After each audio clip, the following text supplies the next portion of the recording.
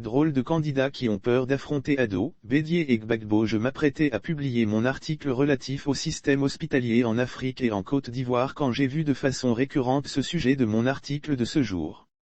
Les candidats de second couteau étalent leur aveu d'impuissance à la place publique. Ils veulent qu'Ado, Bédié et Gbagbo se retirent de la vie politique. Ceux qui se prononcent le plus publiquement sont Jean-Louis Billon et Afi N'Guessan.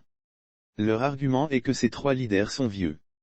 En politique il n'y a pas d'âge limite, pourvu que vous disposez de vos facultés mentales et physiques, mais mentales surtout. C'est justement parce qu'ils sont vieux qu'ils doivent continuer à faire la politique. Regardez comment ils prouvent qu'ils sont tous les trois intelligents. Ce n'est pas une question de jeunes ou vieux mais un jeu d'intelligence, la politique comme la vie tout court d'ailleurs. Ado, de simple responsable du comité interministériel puis Premier ministre, il a su conquérir le cœur de millions d'Ivoiriens et du monde extérieur. Il a proposé son plan de gouvernement et a su séduire les populations.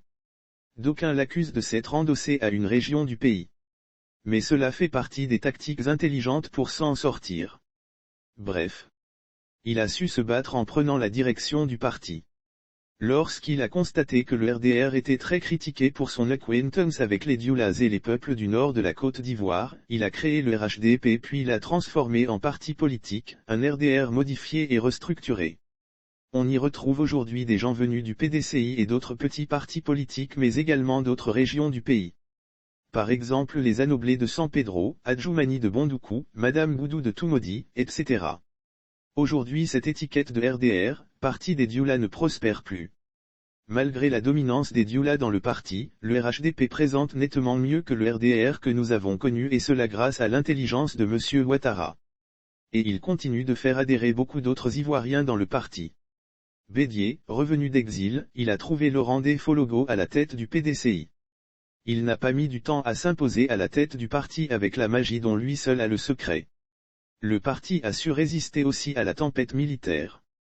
Aux différents congrès, Bédié a toujours su s'imposer pour garder la tête du parti.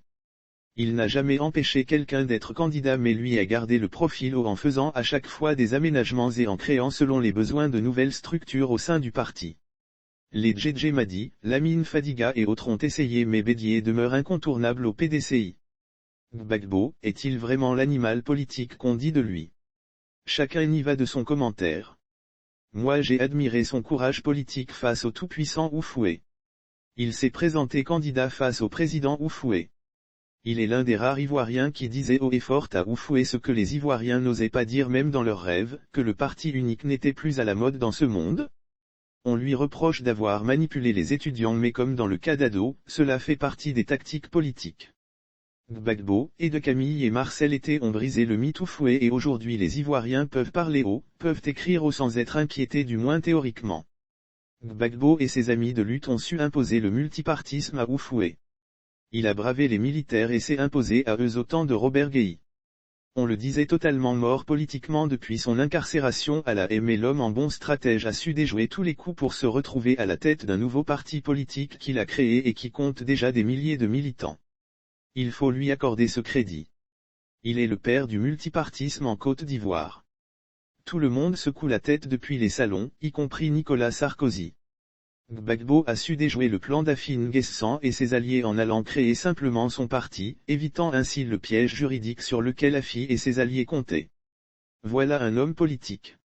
Les trois tout réunis ne sont pas parfaits certes, ce sont des êtres humains.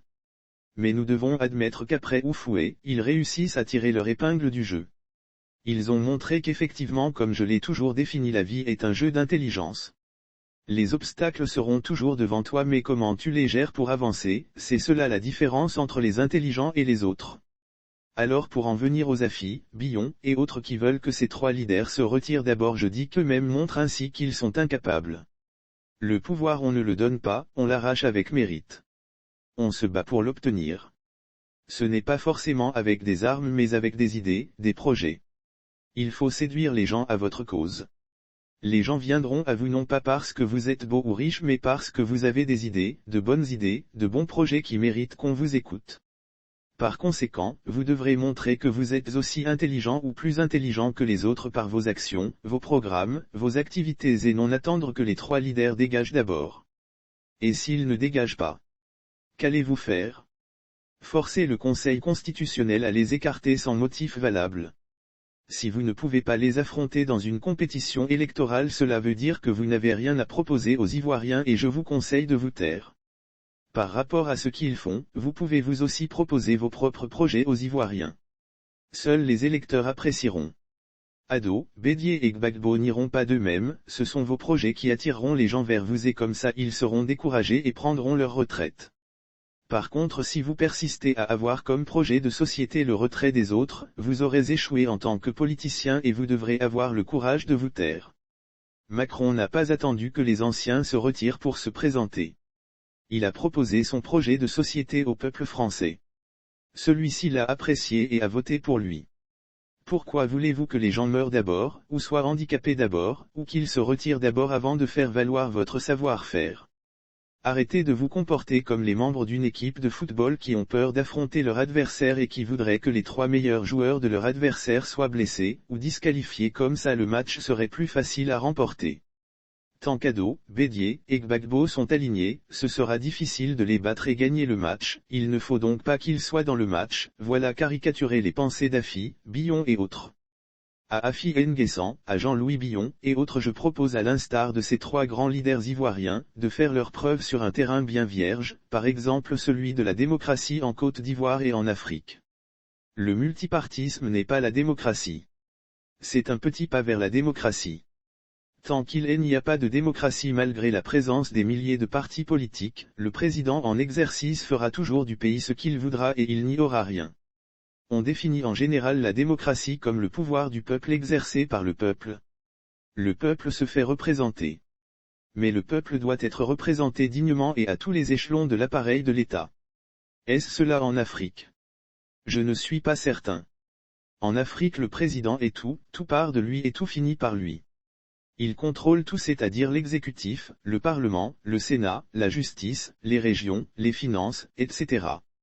Il n'a pas de compte à rendre à qui que ce soit. Les lois existent mais elles sont faites pour les autres, lui ne se sent pas concerné dans leur application.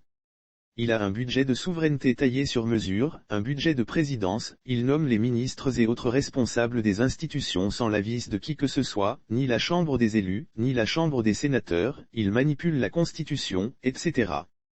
Où est la démocratie?